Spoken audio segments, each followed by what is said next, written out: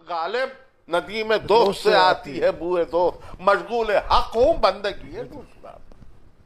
دیکھیے علامہ رشید ترابی کو درسن پڑھنا چاہیے۔ بات میں کچھ اور کہہ رہا تھا، ذکر جب چھڑ گیا جوانی کا، ذکر جب چھڑ گیا قیامت کا، بات پہنچتی تیری جوانی تک والی بات ہے۔ 1942 میں جی انہیں مزار شہید ثالث پر مجلس پڑھنے کے لیے مدعو کیا گیا۔ آپ تک یہ روایت سینہ بسینہ پہنچی ہوگی، مگر ہواؤں کے دوش پر ہم تک بھی پہنچی۔ جی جی ہوا کا یہی تو کام ہے، پیام رسانی کرنا۔ جی صحیح۔ اس نے ہم کو بھی یہ روایت سنائی ہے، اگرچہ کہ جتنی میری عمر ہے اتنا فاصلہ ہے اس دن میں اور آج کے دن میں، 1942 سے 2022 تک۔ یہ آئے 42 میں ان کی عمر ہوگی 24 سال، 19 نہیں 34 سال، 34 ایئرس، کڑی جوانی، دبلا پتلا بدن۔ جی بالکل، میرے والد سے بھی میں نے سنا ہے۔ جی اونچے کالر کی بن شرمانی ٹویٹ کی، اور یہی سالار جنگ ٹوپی جو ہمیشہ پہنتے تھے، فرنچ کٹ داڑھی۔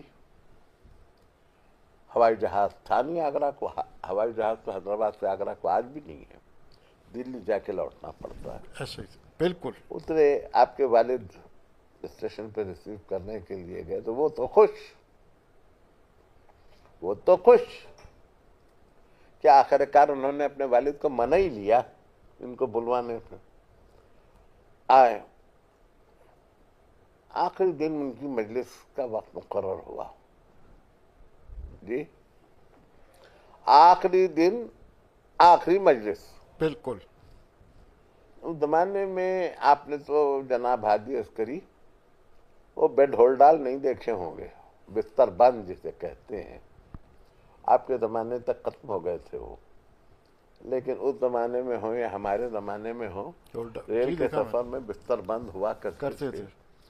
تو لوگ اب 3-4 دن کے لیے وہاں آگرہ جاتے تھے تو بستر بند ساتھ لے جاتے تھے، وہیں بستر کھول دیا، وہ جو اس کا پنڈال تھا وہاں، تب وہیں عجیب ہوتا ہے، اکثر وہیں رہ پڑتے ہیں جی اسی پنڈال میں۔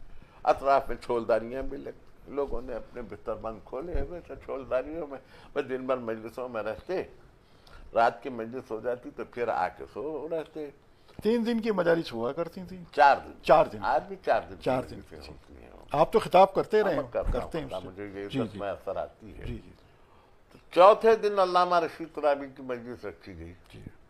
ارے لڑکا ہے جو پڑھتا ہے پڑھ لے، بھلا یہ کیا پڑھے گا، جہاں بڑے بڑے جگہ۔ اور واقعی آگرہ تھا بھی مقام ایسا کہ علماء مجلس میں بیٹھ کے مجلس سنتے تھے۔ آج آگرہ کچھ اور ہو گیا ہے، میں جاتا ہوں مجلس پڑھنے کے لیے، لیکن وہ آگرہ کچھ اور تھا، زمانہ ہی کچھ اور تھا، یہ زمانہ کچھ اور ہے۔ بہرحال یہ کہ 4 بجے ان کی مجلس۔ بالکل۔ یہ دونوں ہاتھ ممبر پہ رکھے ہوئے، اور لوگوں نے دیکھا کہ 34 برس کا نوجوان ہے، اور جو جیسے خطبہ شروع کیا، اور بغیر مائکروفون کہاں ہی نہیں کہاں مائکروفون کہاں؟ مائکروفون تو بہت بعد میں مائکروفون، ٹیپ ریکارڈر، یہ ساری چیز تو بہت بعد میں، اس وقت کہاں کا مائکروفون۔ مگر دیکھیے آپ کی خدمت میں عرض کروں، مائکروفون تو 50 عیسوی میں بھی نہیں تھا، حیدرآباد کی بات کہہ رہا ہوں۔ کمال اعظم کی ڈیوڑی کی مجلسیں، مجمع ایسا تھالی پھینکو تو سروں پر جائے، اور اس کے آخری گوشے میں ہم کھڑے ہوئے، شام غریباں کی مجلس، مولانا اولاد حسین صاحب للن پڑھتے تھے، باہر تک آواز آتی تھی. اس وقت صوتی آلودگی نہیں تھی, واہ واہ واہ. نوائز پولیوشن نہیں تھا, آدمی کی سماعتیں حساس تھیں, ہوا کے چلنے کو بھی سن لیتا تھا, کلی کے چٹکنے کی آواز بھی سن لیتا تھا. واہ واہ واہ. صحیح کر. اب تو مجھے پہلو سے کوئی بات کرتا تو آواز نہیں سنی. بالکل ایسا ہے. جی جی. تو رشید طلابی صاحب نے تقریر شروع کی. آپ کو حیرت ہوگی, یہ بات میں بڑے وثوق سے کہہ رہا ہوں. بات یہ ہے کہ میں بھی طالب علم ہوں علامہ رشید طلابی کا, ابھی سن رہا ہوں, کس حد تک سمجھ پا رہا ہوں اب یہ میں کہہ نہیں سکتا, ابھی سن رہا ہوں. علامہ کو قرآن کی بیشتر آیتیں تو حفظ تھی ہی, وہ جہاں سے چاہتے تھے قرآن کو ایسے پڑھتے تھے. جی ہاں. جی, لیکن میں آپ سے بڑے وثوق سے یہ بات کہہ رہا ہوں, نہج البلاغہ ان کو پوری حفظ تھی, بالکل پوری پوری. اس پہ کام کرنے کی ضرورت ہے کہ کہاں کہاں کس طرح انہوں نے نہج البلاغہ کو. دیکھیے, اب مجھے یاد تو نہیں, غالباً میرا خیال ہے وہ تقریر ہے یقین, جی غالباً کہہ رہا ہوں میں, جہاں انہوں نے ایک خوبصورت جملہ کہا ہے, اور ہونا یہی چاہیے. انہوں نے آیت پڑھ کے کہا, سورہ حج کی آخری آیت انہوں نے فرنامہ کلام قرار دی, فسبح باسم ربک. اس پہ انہوں نے جملہ کہا, میں اب قرآن کو بیان سے ملانا چاہتا ہوں. کیا کہنے قرآن, آپ دیکھیے جملے کی ساخت دیکھیے, قرآن اور بیان. میں قرآن کو بیان سے ملانا چاہتا ہوں. سبحان اللہ سبحان اللہ. میں عرض گزارش یہی ہے کہ قرآن اور بیان اگر دونوں مل جائیں تو تفسیر قرآن اسی کو تو کہتے ہیں, اور کہتے کس کو ہے جی؟ تفسیر قرآن اسی کو تو کہتے ہیں جہاں قرآن بیان سے مل جائے. علامہ نے یہ کیا, بس قرآن پڑھ کے اس کو ملایا بیان سے, بیان سے ملایا. الرحمن علم القرآن خلق الانسان علمہ البیان. قرآن کو بیان سے ملا کے جائزہ لیا, یہ تھا ان کا فن. وہاں انہوں نے یہی کیا. چونٹی پر جو امیر المومنین کا خطبہ ہے اس پر مجلس پڑھی.